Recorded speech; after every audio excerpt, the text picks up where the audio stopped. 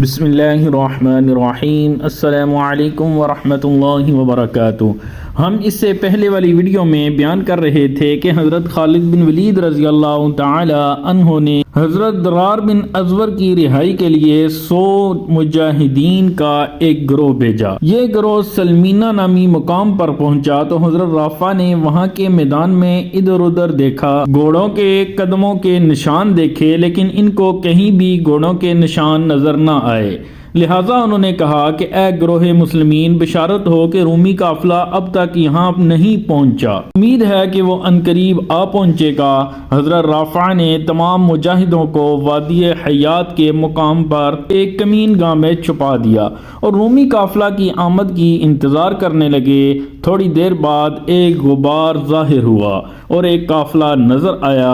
حضرت رافع نے دیکھا کہ 100 رومی سوار حضرت ضرار کو اپنے پیچھے گھیرے ہوئے آ رہے ہیں۔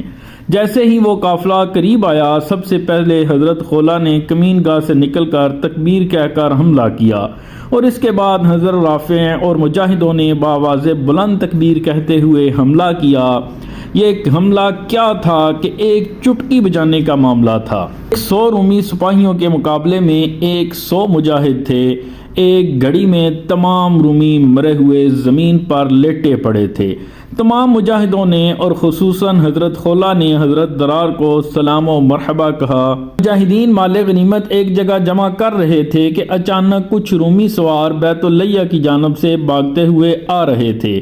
حضرت رافع نے ان کو دیکھ کر گمان کیا یہ لوگ بیت اللہ میں حضرت خالد کے لشکر کے ہاتھوں پٹ کر بھاگے ہیں، لہٰذا حضرت رافع اور ان کے ساتھیوں نے آگے بڑھ کر ان پر حملہ کیا۔ انہوں نے کوئی مقابلہ نہیں کیا بلکہ لفون لفون پکارنے لگے، لہٰذا تمام کو گرفتار کر لیا گیا۔ تھوڑی ہی دیر میں حضرت خالد بن ولید اپنے ساتھیوں کے ہمراہ ان کا تعاقب کرتے ہوئے وہاں آ پہنچے۔ حضرت ضرار کو بسلامت رہائی کی مبارکباد دی اور حضرت رافع کی عظیم کارنامے کی تعریف کرتے ہوئے شکریہ بھی ادا کیا۔ انہوں نے مفرور رومیوں کا ہر جانب تعاقب کیا۔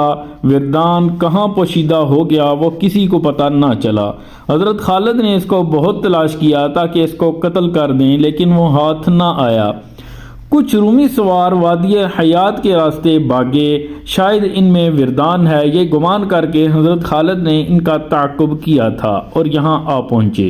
حضرت خالد بن ولید وہاں سے تمام ساتھیوں کے ہمراہ قلعہ دمشق واپس آئے اور حضرت ابو عبیدہ بن جراح کو فتح کی خوشخبری اور تمام رداد سنائی۔